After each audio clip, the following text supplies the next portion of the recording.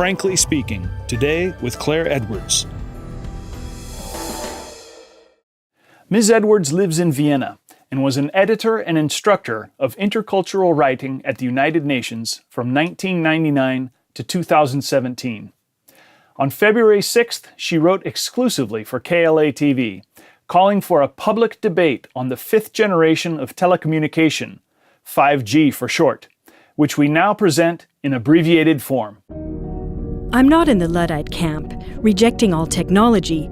On the contrary. So when I heard about an informational evening on 5G, I thought I would go and find out the good news. We were ushered into the plush offices of a major telecoms company and greeted by a large screen announcing 5G, the future. An affable middle manager enthusiastically showed us a series of glossy videos with beautiful people giving glowing accounts of the wonders of 5G. With titles such as, Why China is so excited about 5G, and Go All Where. In other words, it's there wherever you go. And these were all complemented by brightly colored slideshows studded with concentric circles, arrows, and bolded buzzwords. Buzzwords like a game changer, low latency, speed, fourth industrial revolution, core cloud, cool. We were told that smart cities would be superseded by mega cities.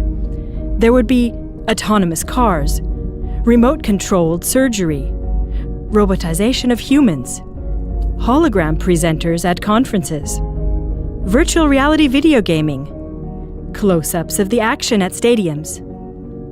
5G would be more revolutionary than steam was, than electricity, or today's IT. But do most people care about cutting the time for downloading a film from 6 minutes to 1 second? Would they prefer to be operated on remotely or personally? Are they keen to inhabit mega cities? Do they want to be robotized? In the USA, people have been attacking self-driving cars. LiDAR technology on self-driving cars could cause blindness, and a Surrey University study implies that millions of trees would have to be cut down to ensure continuous signaling for self-driving buses, cars, and trains. The presenter was disarmingly honest when asked questions by the minority skeptics in the small audience. Can anyone opt out? No, that won't be possible. What about security of data? Well, I doubt it. Regulation? Well, laws to govern this will have to be developed while we go along. What about our freedom? We'll have to kiss it goodbye. Health implications? Biologists will have to decide on those. A breakout session revealed the divide between the techies and the skeptics. A smart meter programmer, for example, had never heard of dirty electricity or of the home fires and deaths caused by smart meters in North America and reported on YouTube and elsewhere. A water expert promised better water management and frowned in irritation as the skeptic cited Gerald Pollack and his fourth phase of water, wondering if the water would be fit to drink after exposure to electromagnetic radiation. 5G enthusiasts shrugged off the rise in cancer rates as inevitable, affirming that you can't buck progress. An electrical engineer reassured me that he had spent decades working with 400,000-volt electrical fields and was in fine fettle. But what about the beam-forming laser-like aspect of 5G, I asked? And pulsations? Oh, you don't understand. He despaired. No one had heard about the 20,000 satellites due to be launched soon to blanket every inch of the Earth's surface with 5G, from which there would be no escape, even in the very remotest areas.